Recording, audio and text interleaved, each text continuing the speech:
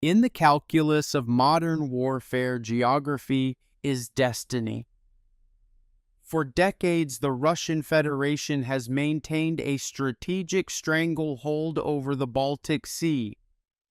At the center of this geopolitical chessboard sits Kaliningrad, a heavily fortified Russian exclave bristling with nuclear-capable missiles radar arrays and the formidable Baltic Fleet.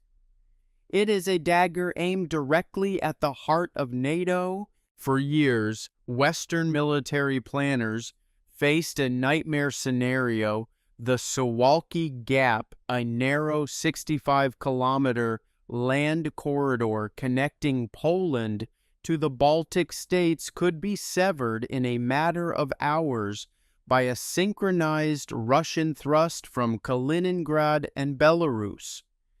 Such a move would effectively isolate Lithuania, Latvia, and Estonia from the rest of the alliance. But military strategy is an art of constant countermoves.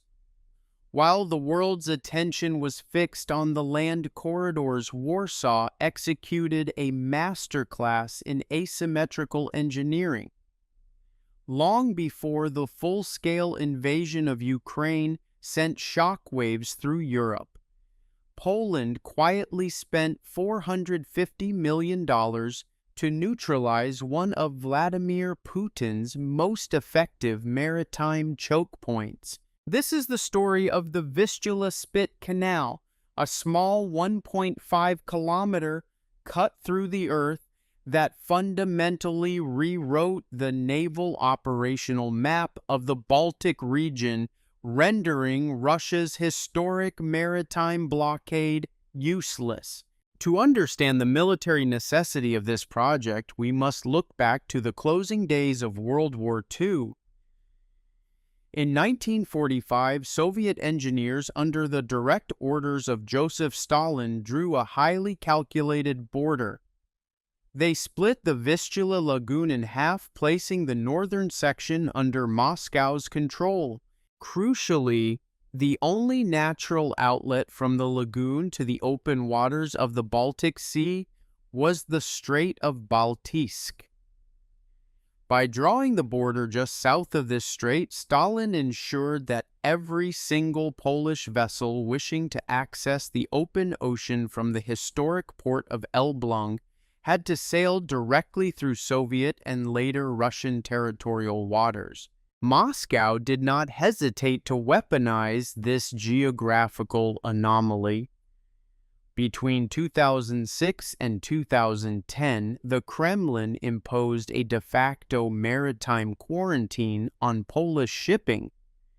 Russian border guards used bureaucratic delays, arbitrary inspections, and flat-out denials to paralyze Poland's northeastern maritime economy. The port of Elbląg, once a bustling hub of commerce, was reduced to a ghost town of rusting cranes and silent shipyards. It was a clear demonstration of Russian gray zone warfare, inflicting economic damage without ever firing a single shot. From a purely engineering perspective, the Vistula Spit project is a marvel of tactical infrastructure. The entire waterway spans nearly 23 kilometers, connecting the Gulf of Gdansk to the Vistula Lagoon. However, the core of the project is the 1.5-kilometer canal cut directly through the narrow sand dunes of the Vistula Spit. Building a canal in a highly sensitive environment right next to a hostile superpower presented extreme challenges. During the massive excavation phase, workers unearthed significant deposits of Baltic amber, helping to offset the project's financial cost. But the real engineering genius lies in its defensive design. The canal features a complex double-gate lock system. This system serves a dual purpose. Environmentally, it prevents the salty water of the Baltic Sea from mixing with the freshwater lagoon, neutralizing years of Russian environmental black propaganda aimed at halting the project. Militarily, the lock gates provide a controlled environment that can isolate naval movements from rough sea conditions. To ensure uninterrupted ground logistics along the coastline, engineers constructed two massive, highly synchronized swing bridges. As one bridge rotates to allow a vessel to pass, the other remains closed to maintain the flow of military and civilian vehicles. Furthermore, millions of cubic meters of excavated sand were repurposed to create Estian Island, a massive artificial landmass in the center of the lagoon designed as a bird sanctuary, completely blunting Moscow's narrative of ecological destruction. While mainstream media focused on the commercial benefits of the canal, NATO planners looked at the tactical map. At a depth of 4.5 meters, the canal cannot accommodate massive multi-thousand-ton destroyers or heavy cruisers. But in the shallow, treacherous waters of the Vistula Lagoon, heavy warships are liabilities sitting ducks for anti-ship missiles.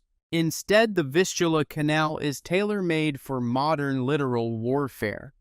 It provides an unmonitored, secure corridor for small to medium combatants, missile boats, mine hunters, fast patrol crafts, and increasingly critical unmanned surface vessels or naval drones, with ongoing dredging operations designed to accommodate vessels up to 100 meters in length.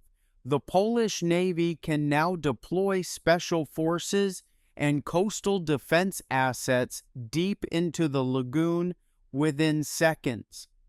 This allows for constant 24/7 patrol operations, completely cutting off any covert Russian attempts at amphibious infiltration. More importantly, the canal serves as an invulnerable logistics artery for the Polish Army's 16th Mechanized Division, tasked with holding the northeastern frontier.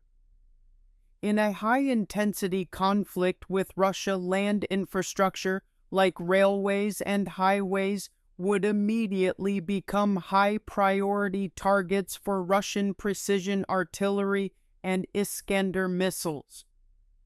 By utilizing the Vistula Canal, Poland can transport ammunition, fuel, and light armored units directly to the frontline port of Elbląg via a secure water route completely hidden from Russian coastal radar and direct line-of-sight observation.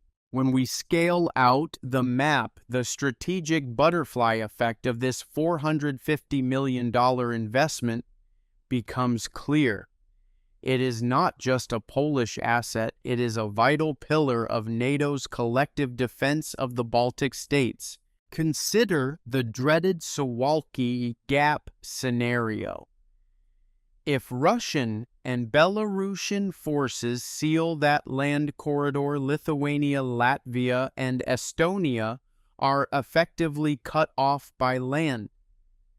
In the past, NATO reinforcement would rely entirely on the Lithuanian port of Klaipėda, which sits directly under the guns of Kaliningrad. The Vistula Canal offers an alternative, highly deceptive maritime route. Small, fast NATO logistics vessels can enter the lagoon through Polish-controlled waters, bypassing Russian surveillance entirely. From Elbląg, supplies can be distributed across the southern flank of the Baltic Defense Network, providing a vital lifeline of ammunition, medical supplies, and rapid reaction forces. This infrastructure operates in perfect tandem with other regional initiatives, such as the Rail Baltica project and the synchronization of the Baltic power grids away from Russia. By securing this southern maritime flank, Poland has significantly reduced the Kremlin's ability to blackmail the Baltic trio, adding an unpredictable layer of resilience to NATO's eastern flank simulations. However, the Kremlin has not taken this defeat lightly.